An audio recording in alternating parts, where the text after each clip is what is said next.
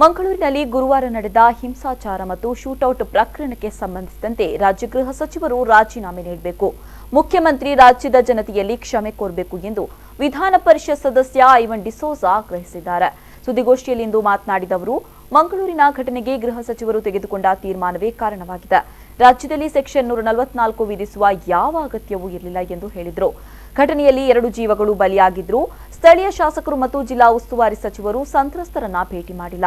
ಶಾಸಕರಾದ ತಾನು, ಯುಟಿ ಖಾದರ್ ಮತ್ತು ಹರೀಶ್ ಕುಮಾರ್ ಅವರು ಮುಖ್ಯಮಂತ್ರಿ ಶನಿವಾರ ಮಂಗಳೂರಿಗೆ ಬಂದಿದ್ದ ಸಂದರ್ಭ ಸಂತ್ರಸ್ತರಿಗೆ ಗರಿಷ್ಠ ಪರಿಹಾರವನ್ನ ನೀಡಬೇಕು ಅಂತ ಆಗ್ರಹಿಸಿದ್ದೆವು. ಆದರೆ ಮುಖ್ಯಮಂತ್ರಿ ಪರಿಹಾರ ಘೋಷಣೆ ಮಾಡದೆ ತೆರಳಿದ್ರು. ಇದು ಸರ್ಕಾರದ ದ್ವಿಮುಖ ನೀತಿಗೆ ನಿದರ್ಶನವಾಗಿದೆ.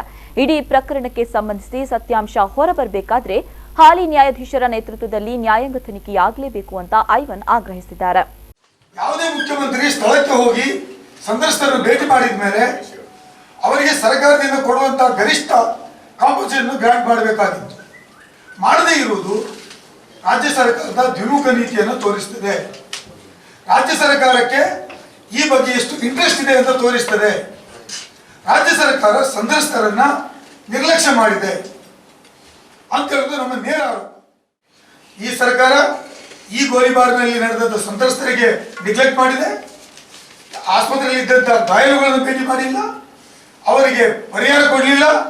ಈ ಸರ್ಕಾರ ದ್ವೇಷದ ನೀತಿಯನ್ನ ಅನುಸರಿಸ್ತಾ ಇದೆ ಅಂತ ಹೇಳುವುದನ್ನ ಸ್ಪಷ್ಟವಾಗಿ ಗೊತ್ತಾಗುತ್ತೆ. ನಾವು ಇದನ್ನ ಇಲ್ಲಿ ವೇದಿಕೆ ಕಾಂಗ್ರೆಸ್ ಪಕ್ಷ ಸುಲಭವಾಗಿ ಬಿಡೋದಿಲ್ಲ.